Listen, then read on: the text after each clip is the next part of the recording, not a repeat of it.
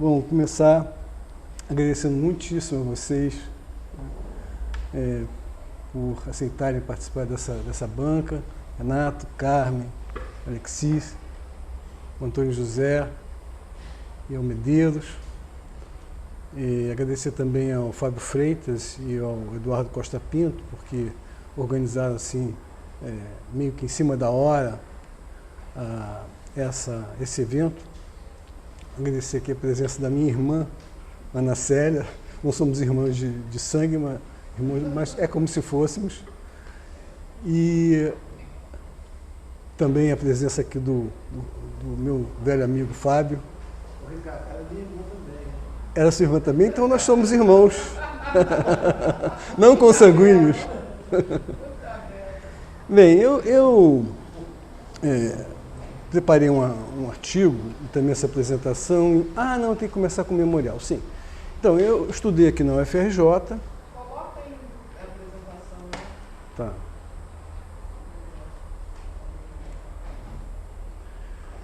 Fiz o mestrado na UNB e o doutorado em Leicester.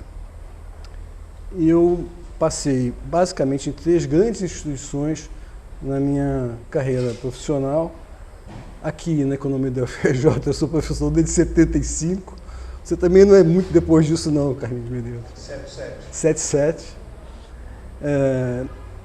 Trabalhei na FINEP, no início da FINEP, quando o Zé Pelúcio Ferreira estava montando todo o esquema de ciência e tecnologia. E na CEPAL, passei 20 anos na CEPAL também. Então, 3 grandes instituições. Nunca meu trabalho foi alienado do ponto de vista do resultado da minha produção. Eu olho para trás e, poxa, foi bom, foi muito bom. Eu tive uma convivência muito estimulante e saborosa com os colegas intelectuais. É um privilégio a gente poder ser pago, né, sobreviver de ensinar e estudar. Isso é uma coisa que sempre transmiti isso para os meus filhos. Também tive muita sorte, desde o início eu tive o apoio da Sulamis Daim, que me trouxe para cá como professor e também me levou para a FINEP, junto com a Conceição Tavares. E eu fui com entusiasmo que, tendo tido como mestres Castro, Conceição e Lessa, eu fui para a CEPAL. Para passar uns anos, acabei passando muitos. Eu dei um curso inicialmente de Introdução à Economia, quando eu traduzi o livro da John Robinson e do Ito de Introdução à Economia para o português. Acabei não usando, mas traduzir. Eu acho, Carmen, que nós demos aula de macroeconomia juntos aqui nos anos 70. Eu estou aqui fazendo uma inconfidência. Você parece muito mais jovem do que eu, inclusive. Mas foi muito breve isso. A nossa catedrática era a Conceição Tavares. Me lembro de discussões com ela da época. Depois eu incluí cursos, mas passei logo para a economia brasileira e para desenvolvimento da América Latina. Fiz parcerias, algumas interessantes, com a Conceição fiz uma no curso de Economia Brasileira, com a Helena Lavinas eu fiz uma por vários anos em Economia da América Latina. E eu publiquei cerca de 70 textos. Não sei se é para dizer isso, mas eu tenho um certo orgulho de dizer que tive uma aceitação razoável, tem 5.300 citações no Google Acadêmico, que é um número bom. Dá para o bem e para o mal, porque eu posso ter influenciado mal também alguns que me citaram. E a minha temática sempre foi desenvolvimento econômico, brasileiro, latino-americano, entendido como crescimento com transformação estrutural. Quando tem um conteúdo social, a gente tem que colocar vírgula com distribuição de renda voltado ao bem-estar social. É um crescimento com transformação estrutural conduzido pelo Estado. E quando a gente quiser incluir a questão social, conduzido por um Estado de bem-estar social. Mas tem que colocar vírgula e explicar, senão a gente não consegue incluir direito à China na categoria de país em desenvolvimento, país desenvolvido. Bom, eu trabalhei principalmente nesses 2 conjuntos de área, História do Pensamento Econômico e da CEPAL, e Progresso Técnico e Investimento. Até 75, 78, sobre progresso técnico, nos anos 80 e depois, eu fiz em simultâneo pensamento econômico e investimento, comportamento empresarial nos anos 90.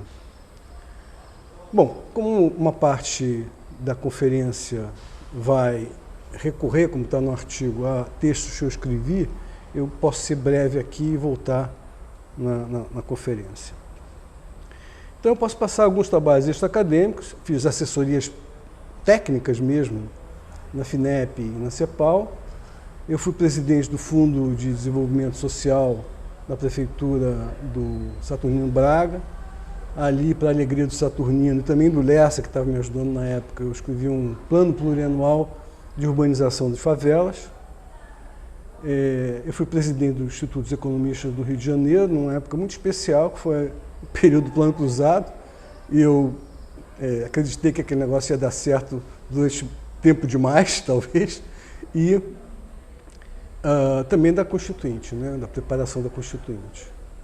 Dei assessorias a partidos políticos, em projetos, em programas de campanha, redigi o Plano Plurianual de 2004-2007 e fui consultor acadêmico em 3 documentários, um sobre Furtado, O Longo Amanhecer, um sobre economia de 30 a 2010, que foi o Sonho Intenso, e um sobre a Conceição, que foi Livre Pensar, com o Zé Mariani como cineasta. Bom, então eu estou compactando aqui bastante, vocês leram o memorial, a gente pode voltar a ele, a essas questões, depois, se vocês desejarem. Então eu passo de imediato aqui a esse texto, que eu chamei de Revisitando o Estruturalismo e o Desenvolvimentismo em 2022. Podia ter colocado alguma coisa, um vírgula assim, uma contribuição ao social-desenvolvimentismo, que é o eixo, o elemento central da exposição, mas chamei desse jeito. E a exposição, tal como o artigo, está dividida em 4 partes. O primeiro é o estruturalismo e o neoestruturalismo, depois eu faço umas reflexões sobre a indústria nos anos 70 e depois nos anos 90. Depois eu falo sobre interpretações que apareceram no auge do desenvolvimentismo sobre o capitalismo brasileiro, e como daí arranca toda uma discussão que vem até os dias de hoje, que integra a questão do crescimento com a questão da distribuição de renda, estruturas produtivas e distributivas. E, finalmente, isso tudo, esses elementos, convergem para o 4º ponto da exposição, mas eu vou que é a questão uma contribuição ao social-desenvolvimentismo, que é este. Vou depois, no final, voltar a isso, tá? Então, essa é uma metodologia de construção de um projeto social-desenvolvimentista no Brasil. Eu não estou fazendo isso sozinho, muito embora isso arranque de um texto que eu escrevi em 2012 sobre frente de expansão. Tem outros colegas trabalhando nisso comigo. O que vocês têm aqui nas colunas são os espaços de política de desenvolvimento socioeconômico que são universais. Isso existe na Alemanha, na Nicarágua, no Equador, no Japão, no Brasil, isso é universal. O que é brasileiro, o que está inscrito na lógica de operação da economia brasileira, são as 4 linhas, são as 4 frentes de expansão, os 4 motores do crescimento, que estão confirmados por aquilo que ocorreu durante os governos Lula e Dilma. Está comprovado que essas foram frentes de expansão que estão aí em estado latente para serem reativadas. Que são produção e consumo de massa, os serviços sociais, as atividades intensivas em infraestrutura e atividades intensivas em recursos naturais. É o PIB subdividido em conjuntos de setores e subsetores que se agrupam de acordo com as lógicas de demanda e de oferta. É isso. Tá? Onde é que entra aqui a indústria? A indústria entra como elemento potenciador de cada uma das frentes de expansão. Tanto a indústria como a inovação. São potenciadores. Isso foi uma sacação do Kupfer, eu estava entrando numa exposição, não sabia onde colocar a indústria, mas isso aqui é transversal a todas as frentes de expansão.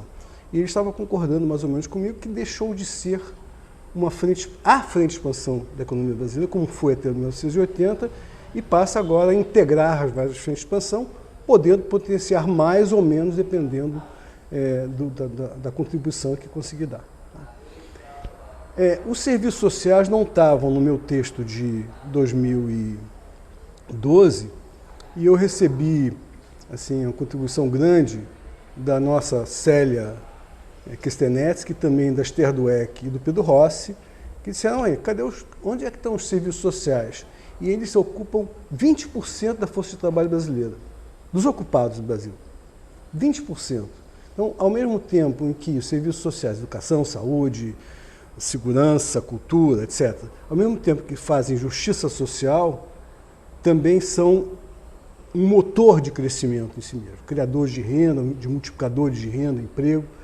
Então, realmente estava faltando e eu, enfim, me recuperei desse erro que eu tinha feito no texto anterior. E agradeço aos três por isso. Muito bem. Então eu vou voltar isso mais ao final, mas como é que as várias partes se conjugam com isso? O estruturalismo e o neoestruturalismo, porque eu estou aqui, enfim, organizando o PIB de acordo com lógicas de oferta e de demanda. A estrutura produtiva está organizada dessa maneira e a distributiva está embutida também. Além do mais, a CEPAL pensou sempre em padrões ou estilos de desenvolvimento. Então isso justifica a primeira parte. A segunda parte é um pouco para dizer como é que eu andei pensando a questão da indústria, que não está aqui como frente de expansão mais. E a terceira parte é de onde arranca essa discussão. Lá dos anos 60, a trajetória do pensamento social desenvolvimentista sai dos anos 60 e eu faço um pouco a recuperação disso, primeiro passando por interpretações. Esse é o esquema geral da exposição, que explica as diversas partes, como elas estão integradas com esse ponto aí. Por isso que eu resolvi antecipar esse ponto. Bom, porque o título? Porque pertence à tradição estruturalista, a matriz de expansão tem raiz na visão desenvolvimentista clássica e na vertente desenvolvimentista preocupada com os planos de renda, e poderia ser por um programa social desenvolvimentista começar dessa maneira, revisitando o estruturalismo e o desenvolvimentismo em 2022. Tá, é isso.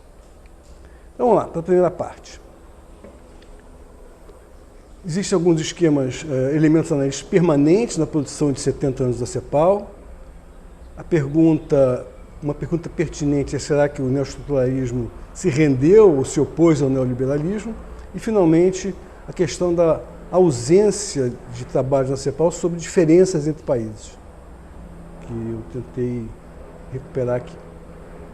Bom, a CEPAL, eu organizei o livro de 50 anos, depois de 60 anos, depois de 70 anos, mostrando como que o pensamento da CEPAL foi evoluindo mais ou menos por decênio de acordo com mensagens transformadoras. Então, nos anos 50 foi industrialização, nos 60 foram reformas para viabilizar a industrialização, nos anos 70 estilos, nos 80, naquela crise tremenda da década perdida, superação da asfixia da dívida com crescimento. Depois, no período já neoestruturalista, das novas condições do marco regulatório neoliberal, nos anos 90 o título geral foi Transformação Produtiva com Equidade. Isso se manteve já num momento de maior refinamento com o campo na CEPAL, também mais ou menos se manteve essa visão, e nos últimos anos, não se descolando dos 20 anteriores, o pensamento girou em torno da questão da igualdade. Ok.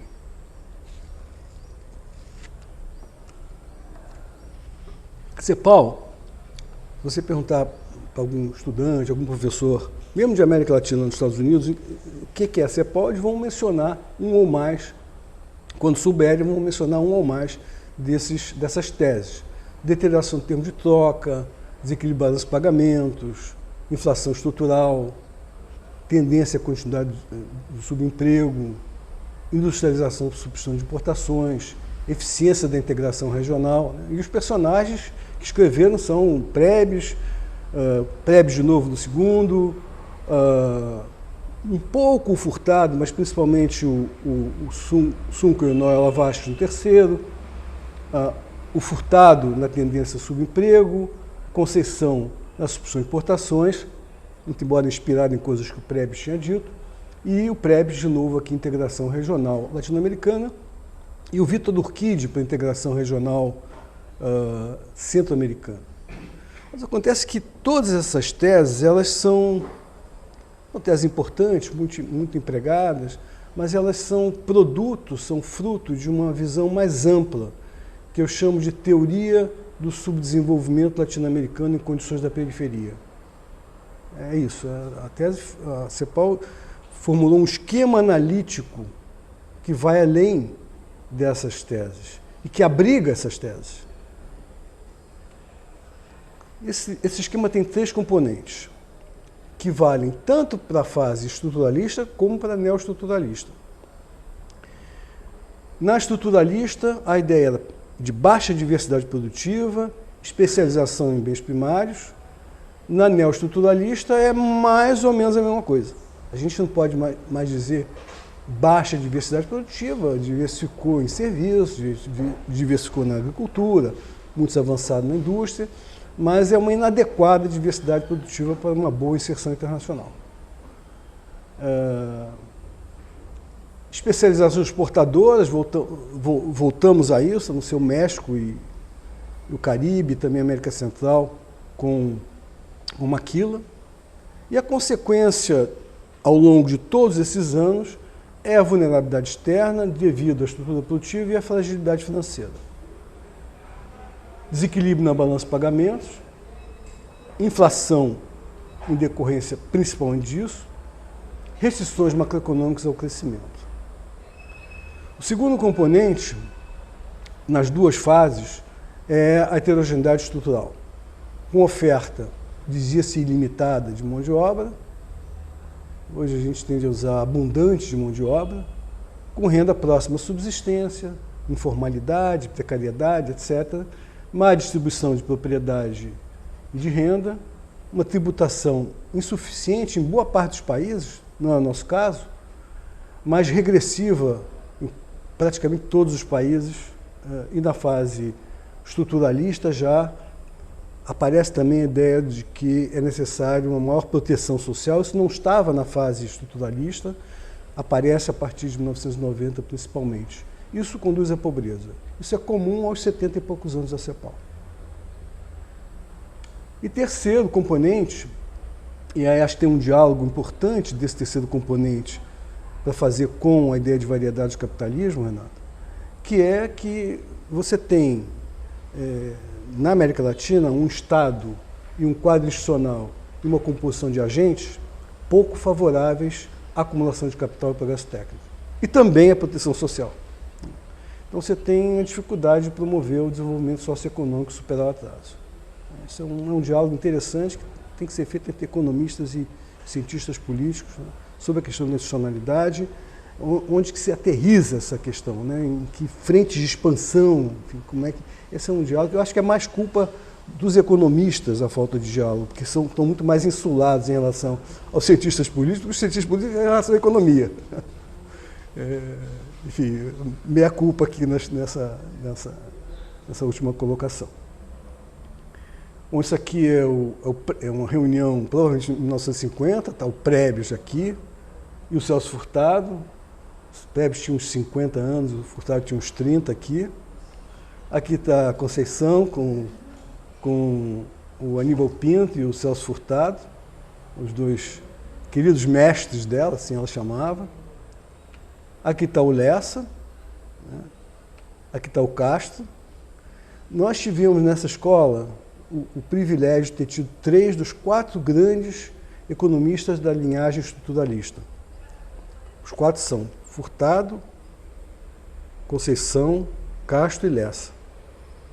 os 3 últimos foram nossos professores, a gente pode dizer isso com muito orgulho, né? E eles tinham pegadas diferentes, né? Cada um na sua maneira. O Furtado foi pelo lado do entendimento do subdesenvolvimento. Essa foi a grande especialidade dele, ele recupera isso brilhantemente no livro Formação Econômica no Brasil, onde você tem uma leitura desde do açúcar, passando pela mineração e incluindo o café, da baixa diversidade produtiva e heterogeneidade estrutural como elementos formadores da nação brasileira, da economia brasileira. Eu chamo esse texto no meu livro sobre pensamento econômico de a obra-prima do estruturalismo brasileiro, que tem um método por trás disso que nem todo mundo percebe, que é o método estruturalista, histórico-estrutural. A Conceição, ela foi a grande economista da dinâmica econômica, eu acho, nessa linha estruturalista. Foi ela. O Lessa foi o grande economista do Estado, das políticas industriais.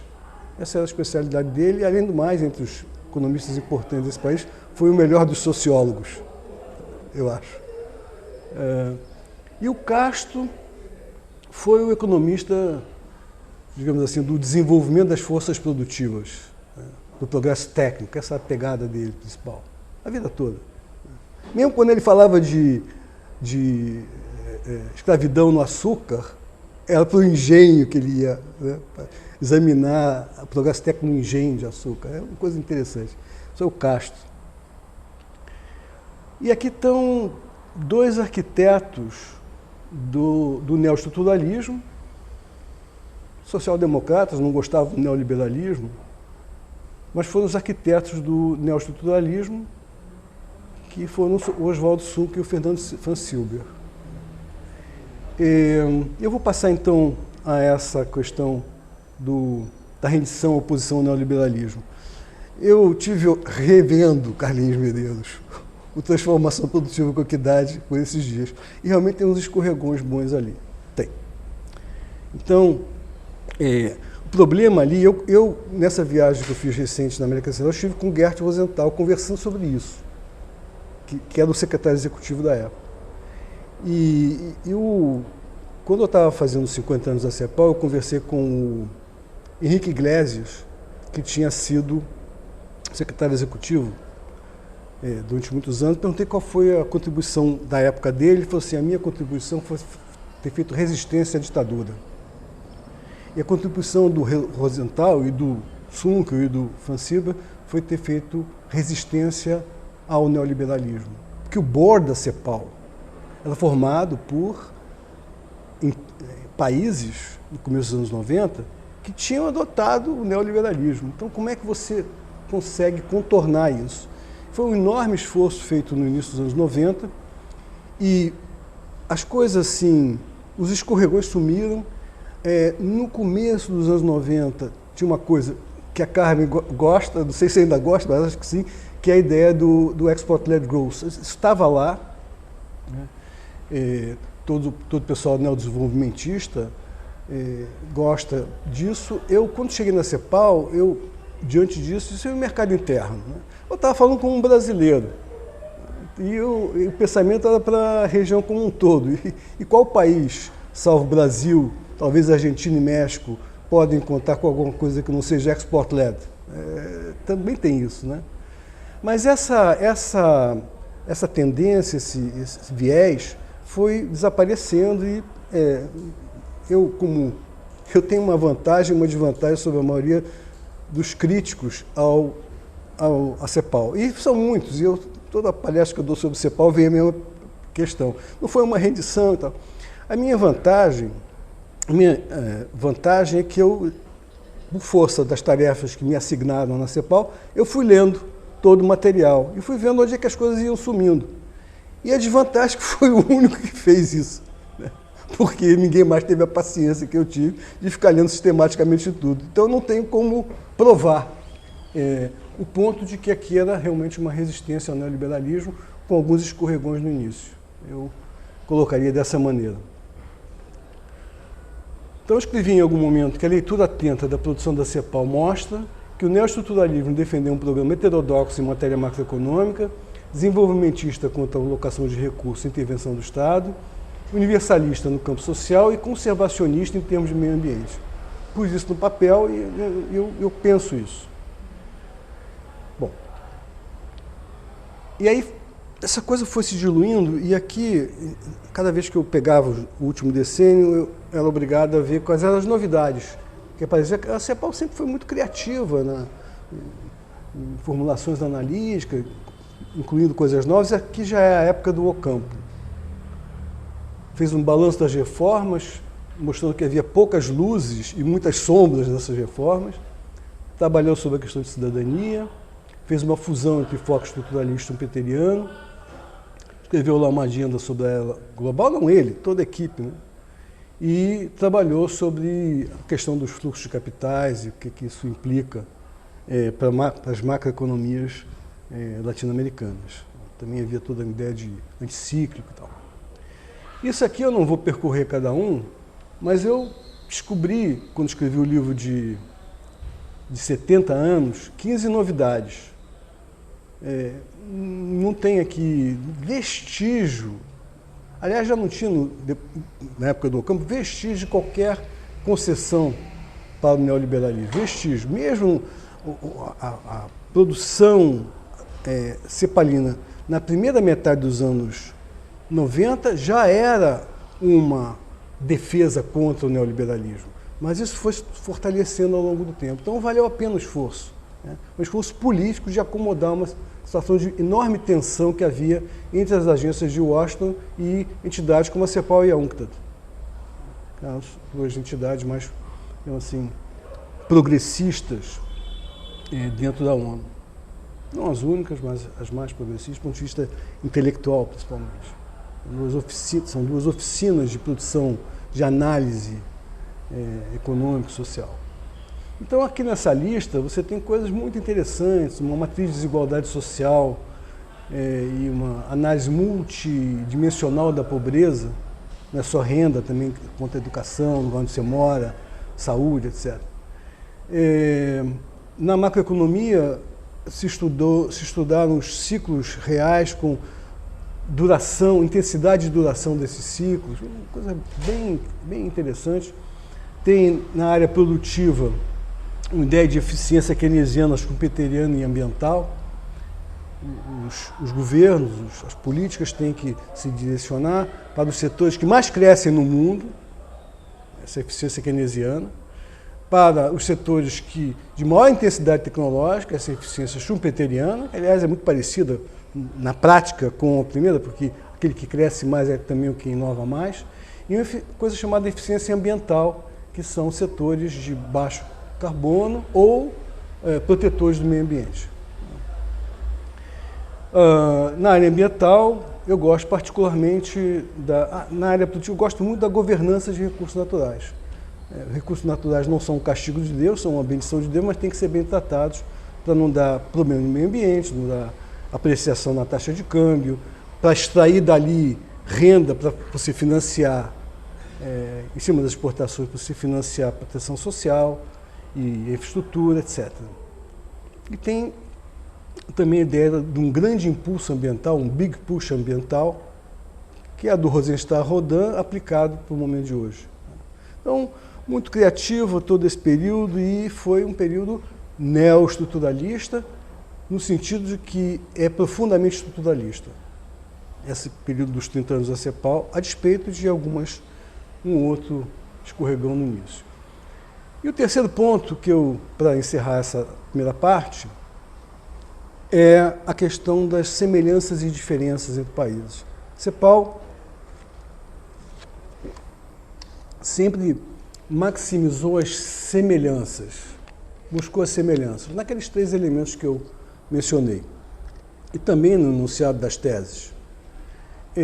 Mas isso eu defendi durante algum tempo na CEPAL, é preciso trabalhar sobre as diferenças para você chegar a uma nova síntese, que enriquecerá o conhecimento da América Latina, porque os países são muito diferentes entre si. E eu propus que deveria identificar um conceito, essas semelhanças e diferenças através de um conceito muito utilizado na tradição cepalina, que é o conceito de padrões ou estilo de desenvolvimento. E aquele que levanta sugestão acaba fazendo, é sempre assim, né? Então eu acabei pilotando 2 estudos, um sobre 6 países latino-americanos, 6 asiáticos e a Rússia, e um segundo, que eu estava contando para vocês, que eu terminei agora, sobre 6 países da América Central.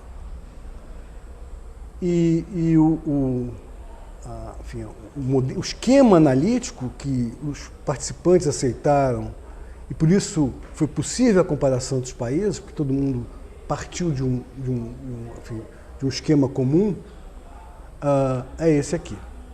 Enfim, ele passa pelos ritmos de crescimento e características da transformação estrutural e vai aos determinantes do primeiro ponto. Então, isso aqui são os ritmos de crescimento, a transformação na estrutura produtiva e ocupacional e o progresso técnico que acompanha. Aliás, o progresso técnico também acompanha o de cima. Isso, então, desemboca na categoria analítica de preferência aqui da Carmen, que é a avaliação da produtividade do trabalho. Se estivesse aqui presente algum dos nossos economistas ou sociólogos que trabalham com proteção social, eles exigiriam aqui uma setinha para um quadradinho chamado bem-estar social, né? Que você pode ter essa avaliação da produtividade do trabalho sem ter, como foi o caso nos anos 90, que você descreve nos seus trabalhos, né? Com muito desemprego, enfim, infelizmente. Mas esse é o esqueminha que a gente, né, preparou para esse relato histórico estrutural e,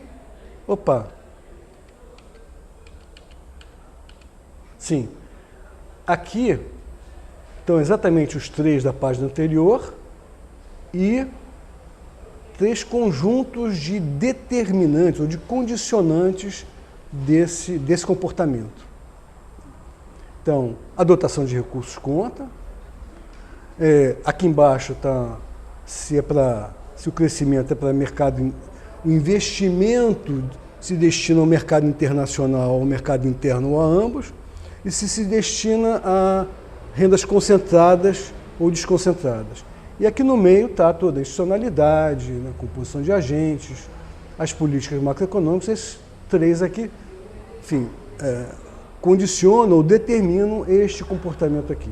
Então, com base nesse modelo, a gente fez esses 2 trabalhos. Bom, agora eu vou passar para a segunda parte, que essencialmente se justifica porque não tem na listagem das linhas a indústria. Como eu mencionei, a indústria é parte das frentes de expansão. Pode ou não potenciar as frentes de expansão, assim como a inovação. Pode ou não potenciar as frentes de expansão. Elas são parte de cada frente de expansão. Claro que aqui são setores industriais que produzem bens e serviços. Os setores econômicos produzem bens e serviços de consumo de massa, os que produzem bens, serviços sociais, os que produzem energia, transporte, etc., telecomunicações, os que produzem alimentos, petróleo, etc. Então, como é que foi avançando o meu ser? Eu menciono isso porque essencialmente, a coisa mais importante que eu fiz intelectualmente na vida foi trabalhar com o pensamento dos outros. Eu sou um sintetizador do pensamento alheio, né? Me especializei nisso. E foi bom porque, como eu estava sempre preocupado com a economia brasileira, depois tive que ficar preocupado com a economia latino-americana, pensamento econômico aplicado à história é um atalho para a história. Não é que ele determine a história que determina o pensamento econômico. Mas se você vai selecionando os autores que foram ficando para a história como autores clássicos, você vai facilitando o seu entendimento da história também, pelos atalhos, porque eles já selecionaram para você as interpretações, né? Então,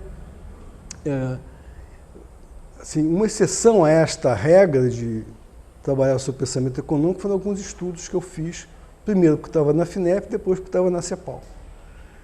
Na FINEP, eu fiz nos anos 70 duas coisas que, enfim, foram boas, e essas coisas se perdem, a gente até esquece que fez, mas nesse esforço de recuperação para esse exame, eu busquei. Primeiro foi que o Pelúcio pediu ao Zé Tavares, que era meu chefe no grupo de pesquisa da FINEP na época, eu estava muito preocupado com o programa de apoio ao desenvolvimento tecnológico da empresa nacional. Muito preocupado, que tinha recebido de um colega dele a ideia de que não estava indo muito bem e tal. E aí o Zé Tavares passou para mim, e foi sorte de ter passado para mim, podia ter passado para qualquer outro. Eu estava ali, talvez desocupado, e ele me mandou fazer esse trabalho, e a conclusão foi muito interessante. Visitei 20 empresas, todas tinham feito inovação com o dinheiro da FINEP, e todas as inovações tinham dado certo. E a pergunta era por quê? E a resposta era porque nós estávamos sendo bons latecomers. Quando a empresa partia para a inovação, ela partia já sabendo que essa inovação deu certo tecnicamente e economicamente em outros lugares. Então, nós estávamos tendo um comportamento, guardadas as proporções, japonês, naquele momento, com esse programa. E eu fiquei otimista. Mas, em seguida, o Wilson Suzigami pediu para escrever um artigo num livro de indústria dele, onde eu falasse de autonomia tecnológica e tal, e eu caí na real. Porque a conclusão desse artigo, aí eu olhei o caso japonês, é que você tem que flagrar um investimento, o empresário com o seu investimento, no momento que ele se apresenta para receber subsídio, incentivo, crédito do Estado. Esse é o momento que você tem que intervir, né? E os três candidatos naturais, os projetos básicos, eram os que passavam pelo CDI, pela CACEX e pelo BNDES. E nenhum dos três tinha nenhuma exigência de comportamento tecnológico para as empresas que iam lá buscar muito subsídio. Aliás, o Suzigami diz que até o subsídio foi supérfluo. Foi além do que era necessário para os investimentos que estavam sendo realizados. Então, eu ali cheguei à conclusão de que a FINEP e o CNPq, isso era muito pouco. Tinha que fazer uma mudança institucional séria na gestão dos projetos que passavam pelo Estado. Agora, tem uma pergunta que não tem resposta, que é essa aqui. Se não fosse pela crise da dívida, será que a gente teria conseguido se inserir nesse ciclo tecnológico que estava começando ali nos anos 70? Essa é uma pergunta que não tem resposta, certo? Eu acho que você não pode responder categoricamente que não. Aliás, Coreia e Taiwan não estavam tão desenvolvidos tecnologicamente assim no final dos anos 70.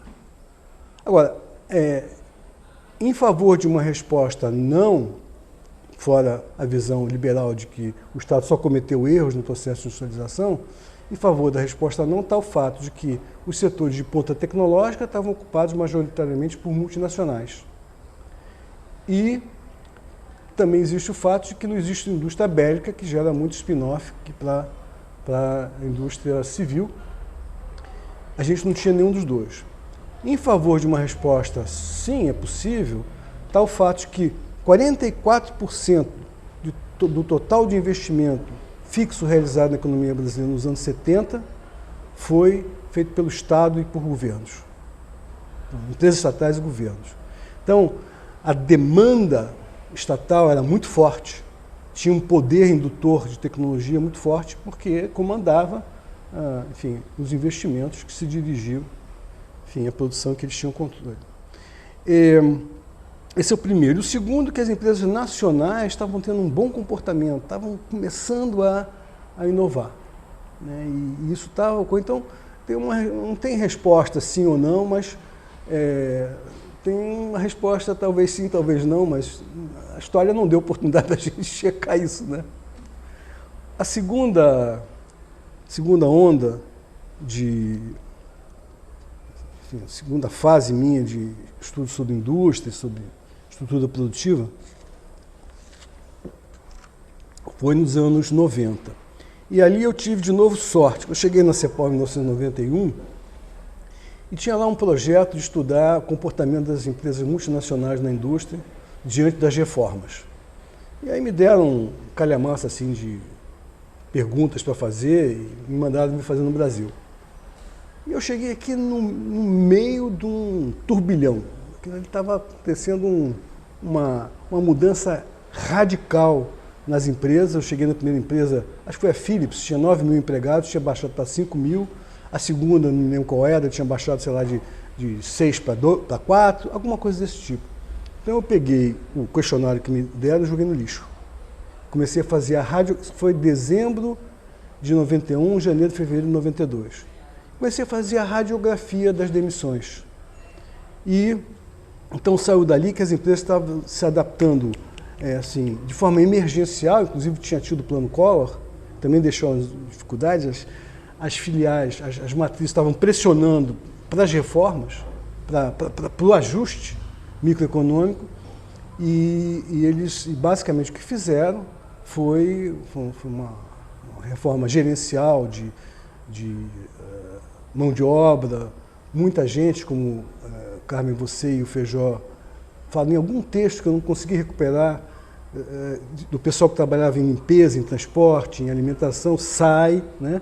Isso até precariza, né, um pouco o mercado de trabalho, mas isso aconteceu ali, naquele comecinho dos anos 90, foi uma grande reforma gerencial de estoques, né, de administração de estoques, agora sem investimento fixo, naquele momento ainda.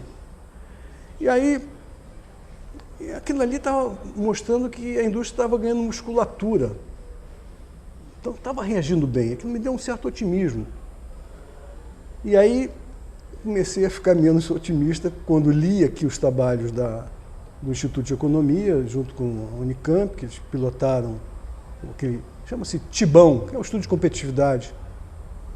Tem um texto do Luciano com o Ferraz, depois o Ferraz foi lá para a CEPAL para começar a escrever o Made in Brazil, que é um trabalho mais abrangente sobre a indústria nos anos 90.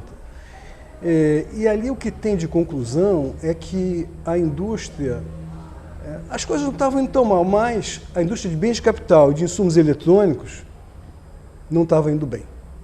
E o Laplane e o Sartre fazem um artigo mostrando o buraco na balança de pagamentos que estava dando esses dois segmentos. E eu, pelo meu lado, convenci a galera lá da CEPAL de fazer trabalho sobre investimentos na América Latina e no Brasil. Eu sempre fui muito chegado à categoria de investimento, que é uma categoria intermediária no esquema caldoriano entre a demanda efetiva e o aumento de produtividade. Eu sempre me fixei, acho que é muito pouco estudado isso.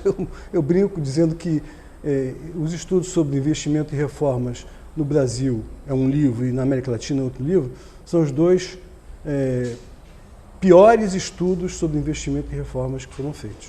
Mas são também os melhores, que são os únicos. Então, o pessoal não... É uma coisa interessante, mesmo o pessoal que estudou competitividade, e o Kupfer concordava comigo com isso, se dedicaram de forma insuficiente à categoria de investimento. Então, convenci o pessoal de fazer trabalho nisso e cheguei a uma conclusão sobre as 3 fases de reação das empresas à liberalização. As mudanças gerenciais, com investimento quase nulo, fixo.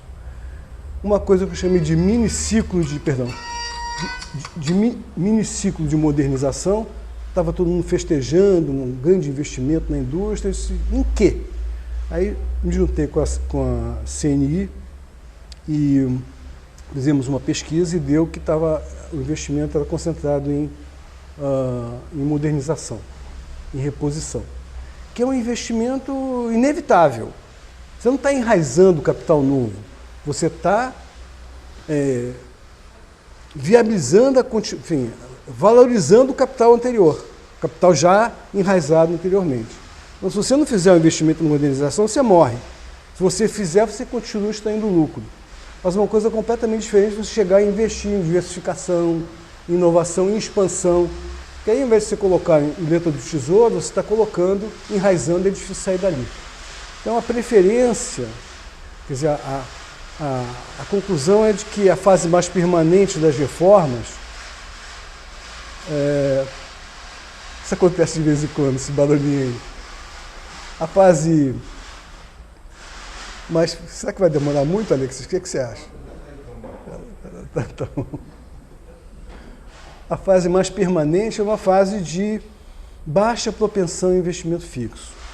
E isso foi uma segunda reflexão, formulação analítica, que enfim, a CEPAL adotou isso no documento de período de sessões, que é a ideia de que, comparativamente a antes de 1980, as reformas determinam um baixo investimento fixo, por 3 razões. A primeira razão é que o novo ambiente macroeconômico produz aversão a riscos e incertezas que se associam à vulnerabilidade macroeconômica enorme que você tem com a abertura financeira e a fragilidade dos sistemas financeiros locais, né? Também se deve a um temor que, enfim, empresário sabe olhar a macroeconomia. Os que têm suas assessorias, eles sentiram que nem tão cedo iam largar, iam deixar a inflação acontecer, iam sempre que pudessem segurar a inflação pelo câmbio. Ora, segurar a inflação pelo câmbio é manter juros elevados. E então, isso também assustou. Eu não perguntei isso para eles, mas eu inferi isso de um comportamento de baixo investimento. E, além do mais, investir em expansão é uma decisão heróica por causa da irreversibilidade do investimento fixo em expansão. Fez a fábrica, pronto, está feito, né? Você vai vender com prejuízo, você vai, enfim, é difícil fazer isso.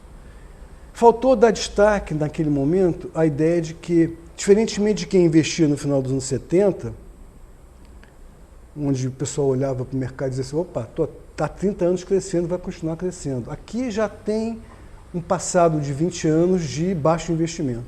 Eu podia ter dado destaque a isso e não dei suficiente destaque. A questão da expectativa de crescimento da demanda. A segunda é a percepção das empresas do setor de trade, já entrei um pouco nisso, que é o seguinte: antes de 80, o industrial, o produtor de bem tradable, ele investia se sentindo protegido, com rentabilidade elevada, os riscos e incertezas eram nacionais, inclusive o passado estava dizendo pode investir, que as coisas estão caminhando.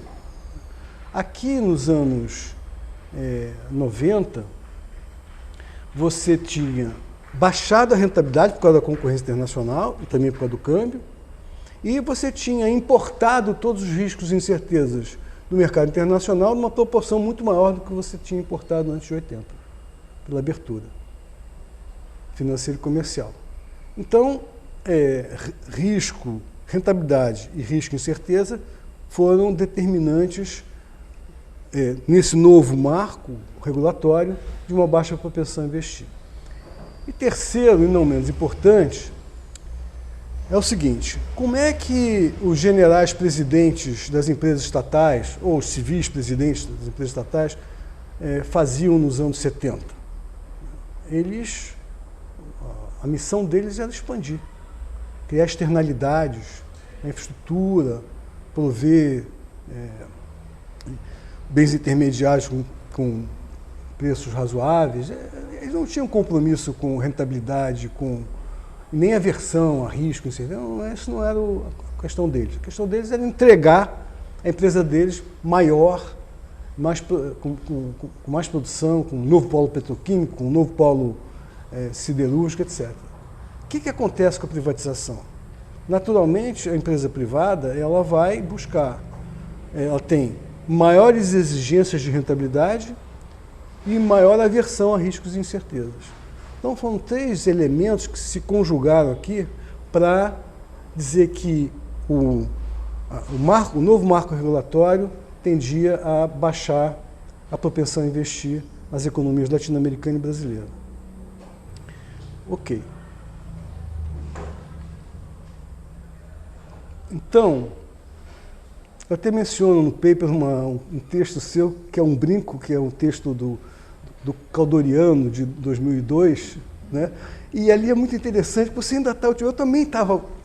não, vai acabar dando certo, né? E é um texto caldoriano que você já não atribui mais a possibilidade de expandir a indústria pelo lado tecnológico. A sua esperança estava pelo lado da demanda, e especialmente da demanda de exportação, né? Mas, e eu, no fundo, eu li aquilo saboreando, que até o Sartre e o Mariano também estavam um pouco nessa pegada e tal. A gente sempre... Porque era uma indústria realmente que vinha muito potente em 1980. Tinha resistido bem à abertura, né? Mas, enfim, eu menciono isso Mas o fato é que as coisas se comportaram de uma tal maneira que nesse ano de 2022 a indústria não é mais frente de expansão, ela é parte que potencia ou não as frentes de expansão. Bom,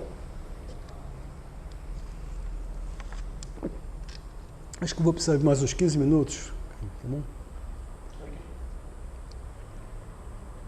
Então vamos aqui ao ciclo ideológico desenvolvimentista e os capítulos do pensamento, a trajetória de pensamento sobre crescimento e distribuição de renda, dos anos 60 até agora. Aqui é um quadrinho mostrando as fases da economia brasileira e da ideologia desenvolvimentista, na primeira coluna, na segunda as estratégias de desenvolvimento correspondentes, mostrando que cresceu muito aqui, né? Cresceu muito pouco aqui, volta a crescer alguma coisa nesse período Lula e Dilma, e aqui tem um crescimento muito ruim.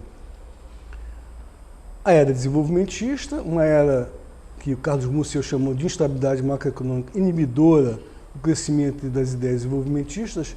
Em 2002, eu entrevistei o Chico Lopes sobre crescimento, 2002, ou 2001. Ele disse, crescimento? Mas eu sou de uma geração que só pensou em estabilidade. Começou a entrevista dessa maneira. Isso mesmo depois do plano real, que foi fundamental para a economia brasileira e tal, mas ali estava todo mundo ainda prisioneiro do esforço de não deixar a hiperinflação retornar, tá certo? E aqui então você tem aquilo que a gente chama de social-desenvolvimentismo embrionário, que caminhou bem pelo lado de serviços, pelo lado de agricultura e mais ou menos pelo lado da indústria, infelizmente. E aqui a crise política, a segunda onda de reformas neoliberais. Nesse período aqui é um período de sobrevivência, política de sobrevivência, com as reformas neoliberais, seguidas de reformas neoliberais e da priorização na estabilidade de preços. Aqui é de crescimento com redistribuição de renda, esse foi o social-desenvolvimentismo embrionário, depois veio a segunda onda neoliberal. Ok. Um pouquinho sobre metodologia, eu cheguei com uma projeto de tese em Leicester, na Inglaterra, para fazer esse projeto de tese com Ronald Meek, que eu queria, na verdade, era percorrer os clássicos e tal, passar um ano e meio fazendo isso, para depois entrar em pensamento. Mas eu tinha que escrever um projeto de tese e o Leicester me ajudou a fazer um projeto de tese sobre o pensamento econômico brasileiro. E aí, quando cheguei lá, o Meek morreu. Tinha acabado de morrer. Foi uma fatalidade. E aí eu virei autodidata na leitura, passei esse meu ano e meio fazendo a leitura lá da teoria econômica, uma pegada de história, lendo os historiadores de pensamento econômico para me ajudar, e depois parti para o doutorado, para a tese, né? E na tese eu tinha que encontrar um método. Foi fácil encontrar, porque a ideia de correntes de pensamento estão na teoria. Agora, aí eu pensei, bom, vou transplantar essa ideia para a história brasileira, o pensamento econômico brasileiro, que é um pensamento profundamente aplicado. E foi possível dividir lá o pensamento em 5 correntes, a liberal, a socialista e 3 correntes desenvolvimentistas, setor privado, setor público não nacionalista, setor público nacionalista. Depois, num texto que acabei de escrever para um livro que a gente está publicando com a Routledge, sobre pensamento econômico desde o século XVIII, uma série de autores estão nisso, eu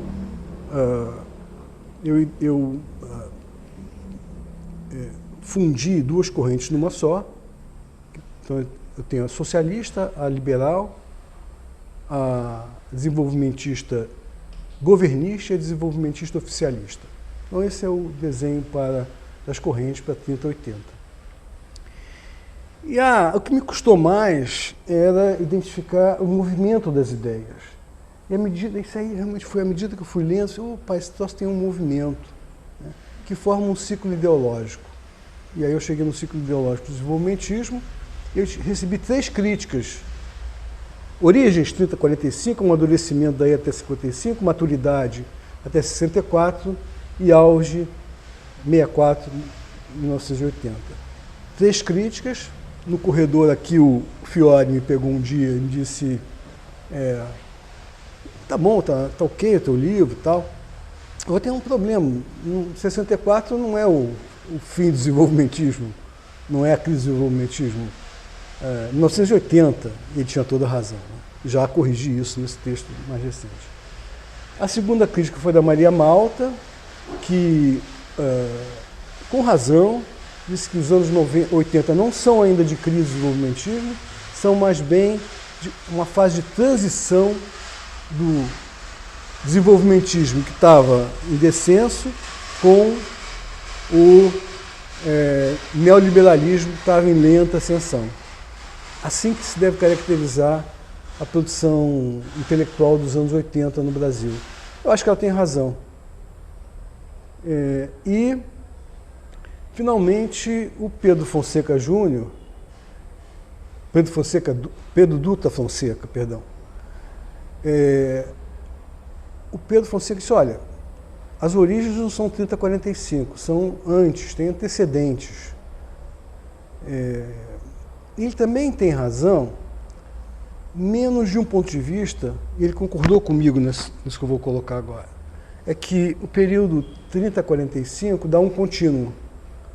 Antes, no nacionalismo, no positivismo, enfim, no papelismo, ali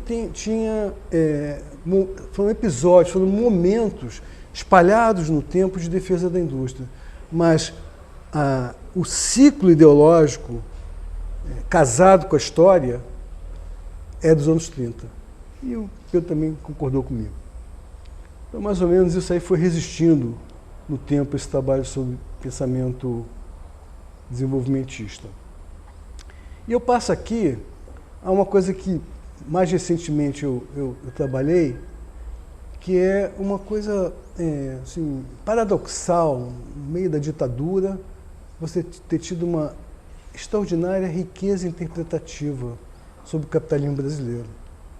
Seja feito no exterior, nos exilados, seja aqui protegido pelo SEBRAP, né, ou no IPEA. Foi uma produção realmente muito rica. E eu vou recorrer aqui a uma licença poética para dar os títulos aproximados aí aos trabalhos clássicos, só para destacar a questão da interpretação do capitalismo. O ponto de partida é a Conceição dizendo, olha, teve seu auge, está em declínio e vinha alguma coisa no lugar agora. E ela mapeia alguns cenários sem aprofundar. Ela pergunta que ela mesma estava se fazendo, que capitalismo é esse? Depois, o Caio Prado, em 66, faz um texto, eu acho que chama-se A Revolução Burguesa.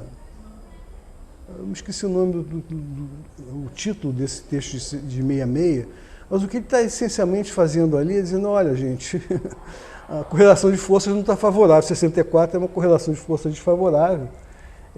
Ainda falta criar o proletariado para a gente dar o passo para a Revolução Socialista. E ele faz isso em particular para o campo, né? Ele sempre defendeu que o campo não era feudal, ele dizia, e nisso ele tinha uma disputa com a cúpula do Partido Comunista Brasileiro, muito embora nunca tenha saído do partido, ele vai dizer que a luta no campo é por condições de trabalho, por salário, por carteira assinada, não é por terra. Isso é uma interpretação forte, né? O Celso Furtado diz que esse é um capitalismo com tendência à estagnação, O Teotônio e o Romualdo Marini, que tinha uma posição à esquerda, digamos assim, do Caio Prado, do Partidão, falando do capitalismo dependente, com o imperialismo e com, enfim, com o monopólio da terra. O Cardoso e Faleto fazem a sua teoria da dependência, que é a inclusão no esquema da CEPAL de poder, classes sociais e ligação com as metrópoles. Que eu acho que principalmente grande mérito para mim é um mérito metodológico, ter incluído esses elementos na reflexão da periferia nossa aqui. E ele não vai, diferentemente do Teotônio e do Romualdo Marini, se posicionar em relação às possibilidades de expansão dentro desse capitalismo associado. O Teotônio e o Romualdo Marini não existia essa possibilidade. Para eles, sim. Para eles deixaram em suspenso. O Castro, num livro chamado 7 Ensaios sobre a Economia Brasileira, vai em diferentes momentos dizer, olha, isso aqui tem energia, tem dinamismo. O fato de ser injusto não significa que não tenha dinamismo. Isso está até na orelha do livro, tá? Depois eu descobri em vários pedaços. Ele escreveu, vendeu o gato por lebre, porque ele escreveu um livro chamado 7 Ensaios, só tem 6 ensaios. O 7º ensaio era o ensaio que, no final das contas, a Conceição e o Serra escreveram, que era mostrar que o capitalismo funcionava no Brasil, concentrando renda, e expandia muito. Muito bem. Esse é o 7º. O 8º, a ideia do capitalismo marcado por heterogeneidade estrutural, que o Aníbal Pinto, já vinha lá de trás, mas o Aníbal Pinto cunhou essa expressão e teve muita influência no Brasil. O Fischler, de forma corajosa, ele que pilotou a comparação do censo 70 com o censo 60 no IPEA, convidado, ele diz que o capitalismo tem um regime político que concentra a renda. Aliás, eu acho que virou persona não grata por causa desse texto. E o Chico de Oliveira vem e diz, olha, esse capitalismo, CEPAL, não é dual. Fazer aqui uma crítica à razão dualista de vocês. O atraso é que oferece a rentabilidade alta para a modernidade e para a tributação que é voltada para os capitais e as classes altas e não para os pobres. Isso daí é o Chico de Oliveira. O capitalismo promotor de concentração de renda, que é a coletânea do Tulipan Tinelli, que foi construído em oposição a um trabalho encomendado pelo Delfim ao Langoni, que dizia que aquela concentração de renda que tinha dado nos censos, na comparação dos censos, ela era devida à capital humano, à insuficiência de mão de obra qualificada. Né? E muita gente aí se opôs a isso. Tem um livro sobre isso que é famoso. Capitalismo de Estado, que é uma coletânea do Estevão Martins. Capitalismo maduro e cíclico, que são os 2 textos da Conceição Tavares.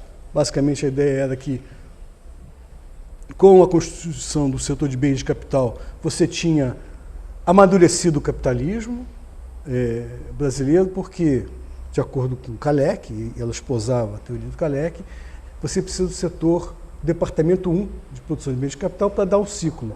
Naquela fórmula do Kalec, que é a função também de aumento de estoque de capital. Então, é pelo lado de bens de capital que você dá o ciclo, e isso já estava finalmente, já tinha se instalado nos anos 50, e nós tínhamos passado a poder analisar nosso capitalismo como um capitalismo cíclico, tal qual nas economias maduras, né? Com algumas características ali específicas. João Manuel, mais ou menos a mesma coisa, é tardio porque a introdução do setor de bens de capital no capitalismo brasileiro, que já existia no século XIX, parte do livro dele isso, é uma introdução tardia, ela veio nos anos 50 só. Ele escreveu isso muito próximo à Conceição, e o Castro dizendo assim, não, o capitalismo não é cíclico, não. Então tem um famoso capitalismo ainda é aquele, né? Onde ele tem uma seção, um capítulo chamado Por que não Kalec, onde ele contesta a visão do ciclo.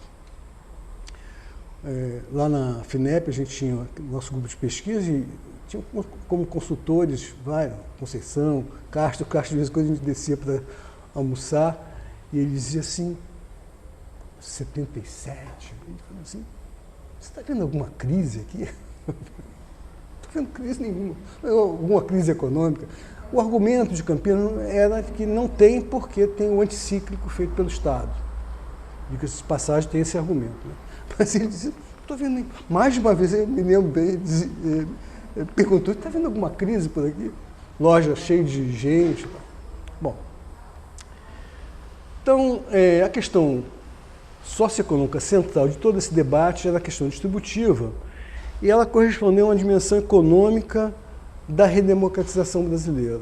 Você precisava redemocratizar para que o povo pressionasse os governos, no sentido de ter um novo modelo de desenvolvimento, com melhoria distributiva e alterações na estrutura produtiva correspondentes a essa melhoria distributiva.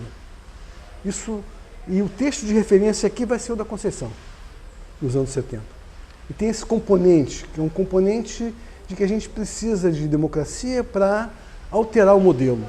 E a alteração do modelo significa do modelo produtivo e distributivo, dos dois.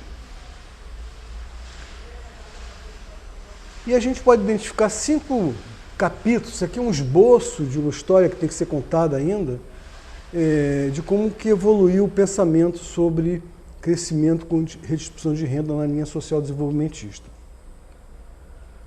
O inaugural foi o Celso Furtado que escreveu. Em 65, ele escreveu o Subdesenvolvimento e Estagnação na América Latina, onde ele faz o seguinte: existe uma estrutura distributiva de propriedade e renda concentrada. A estrutura produtiva vai se montando para esta estrutura distributiva.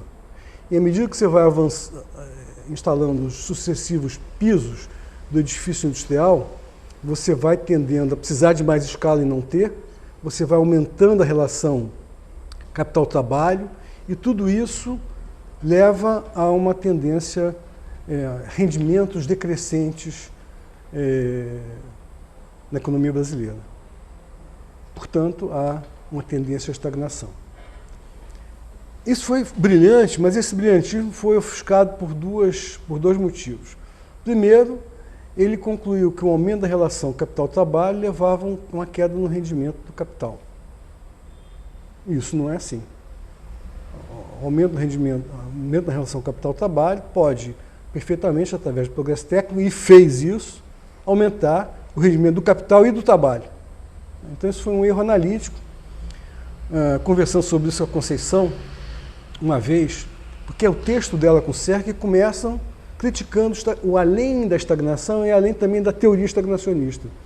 E a Conceição diz assim, eu não falei nada disso não, isso aí foi coisa do Serra, eu não critico os meus mestres.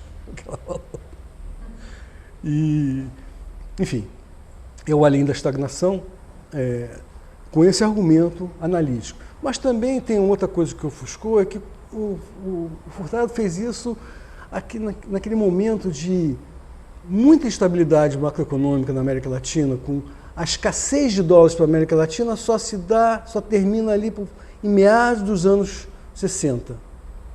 Então, tinha muita escassez de dólar, muita restrição ao crescimento sem inflação, então deu muita instabilidade, os países estavam crescendo pouco, então ele vem com esse, olha, para crescer muito tem que distribuir renda.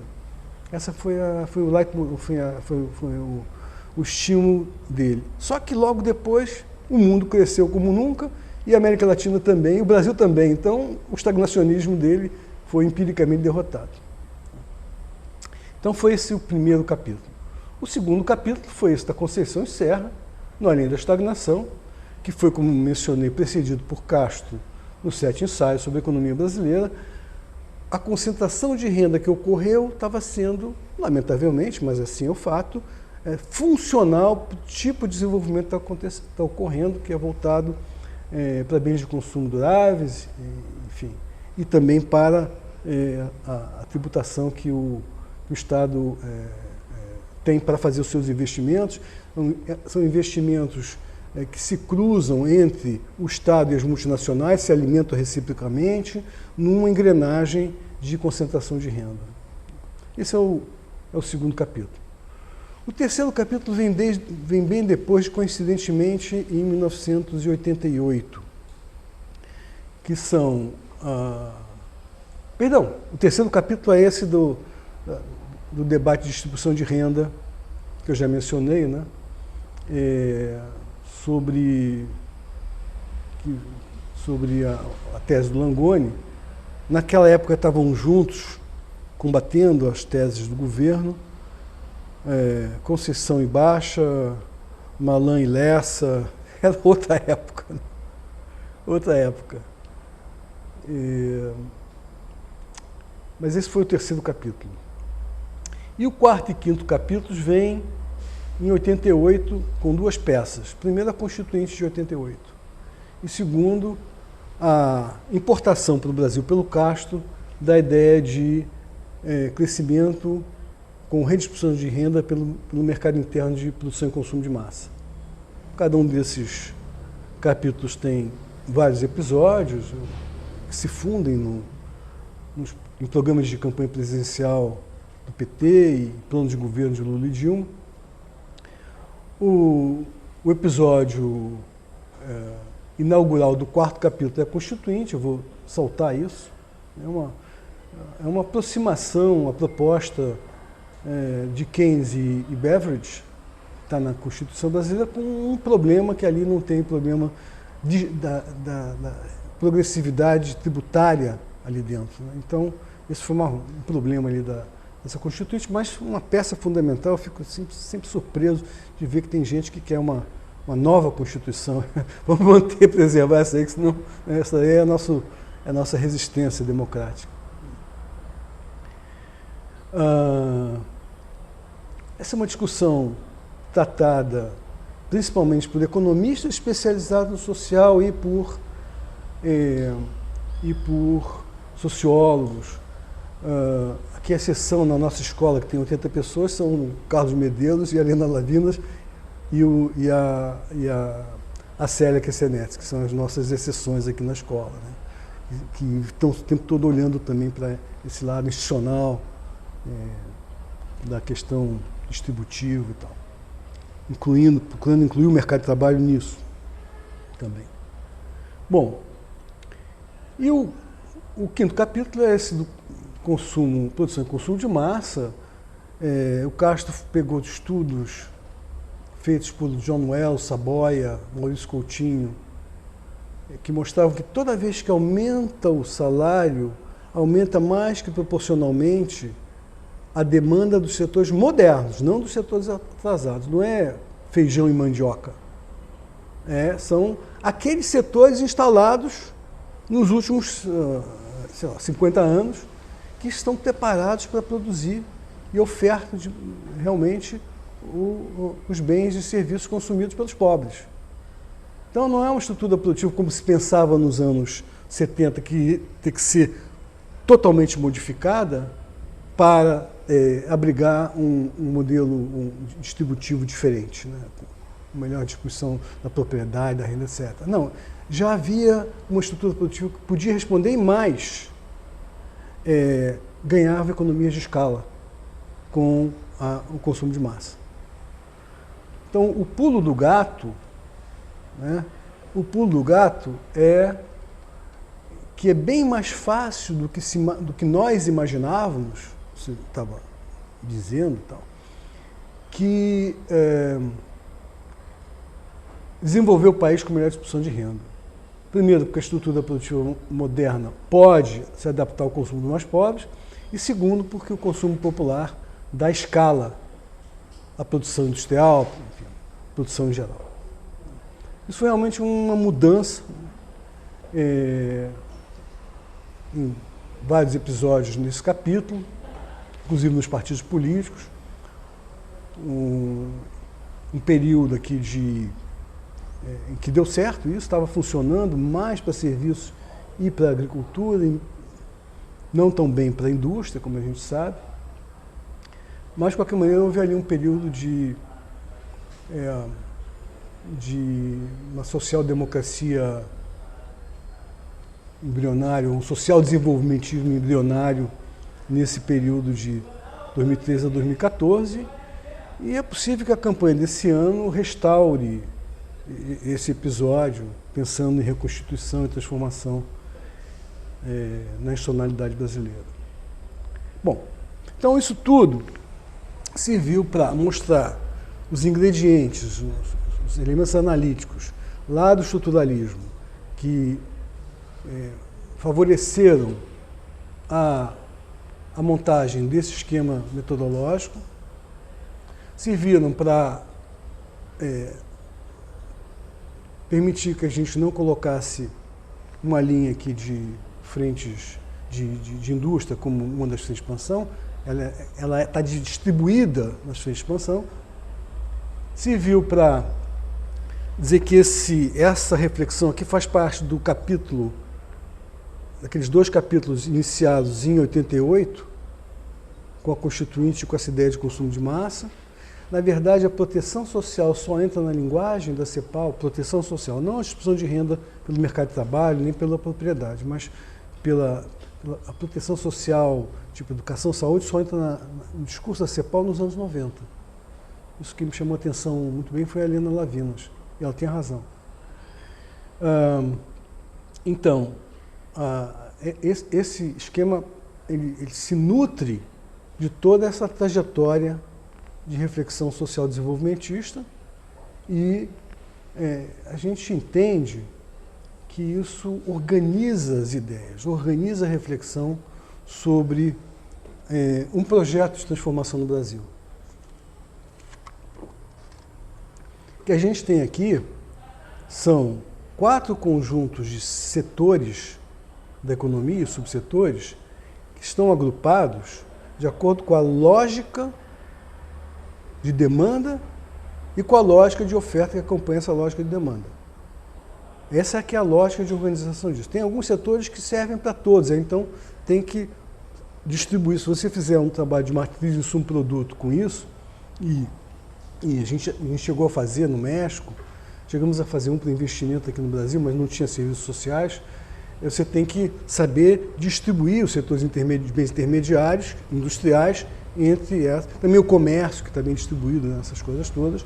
Tem que fazer algumas adaptações, mas a ideia básica é que existem 4 categorias, 4 motores que se diferenciam em termos da institucionalidade que eles precisam ter, né?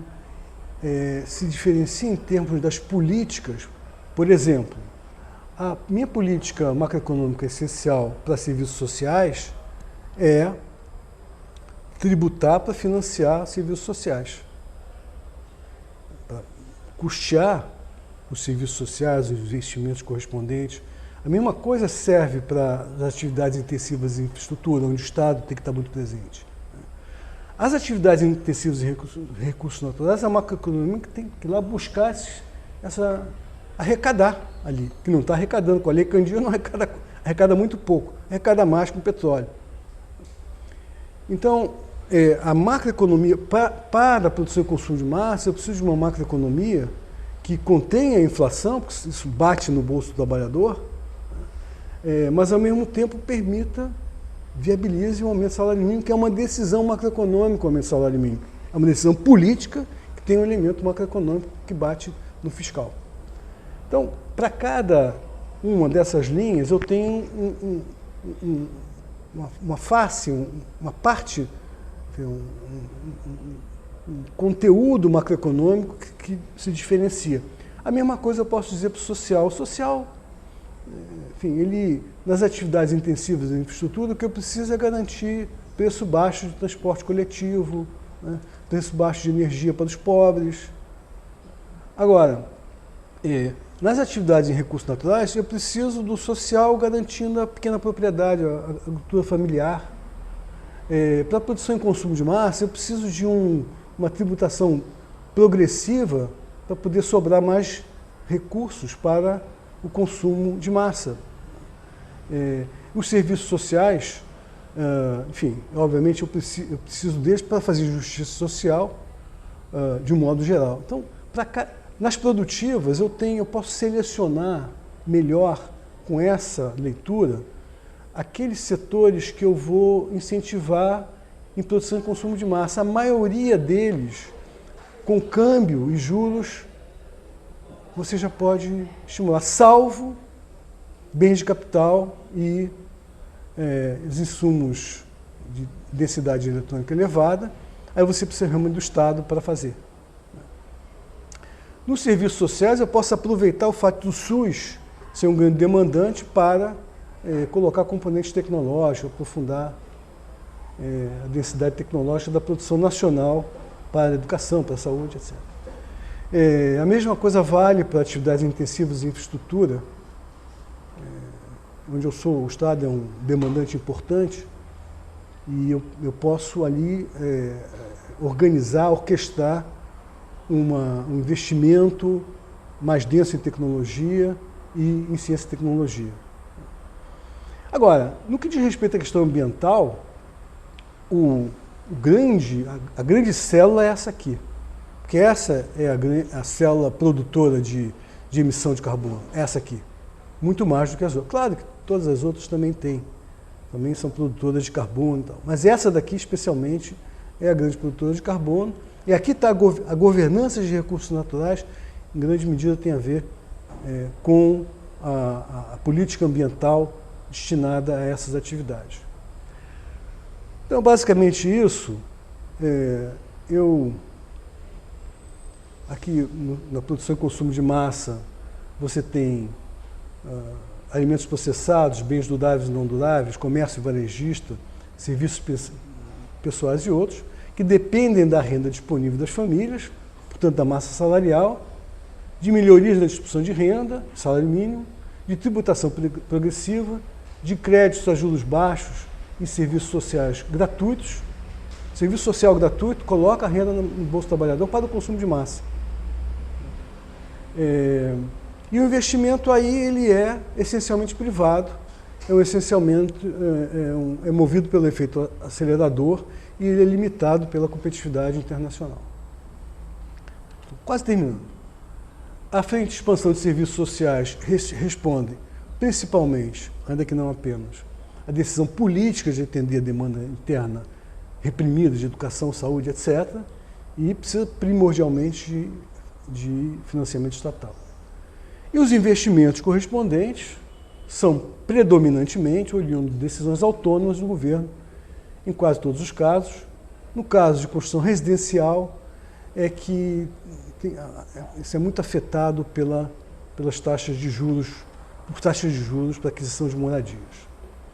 Os intensivos em infraestrutura dependem da elasticidade de renda, da demanda por eles, e os investimentos tendem a depender de capacidade fiscal e de condições adequadas de financiamento a longo prazo. E, finalmente, os bens e serviços intensivos em recursos naturais, petróleo e derivados, agropecuária, mineração, são puxados pela elasticidade de renda mundial e nacional, pelos produtos intensivos em recursos naturais. E os investimentos são induzidos pela expansão do mercado mundial e nacional e pela disponibilidade, evidentemente, de recursos naturais. Bom, acho que era isso. Desculpa aí ter passado do tempo, mas muitíssimo obrigado aí pela... Obrigado.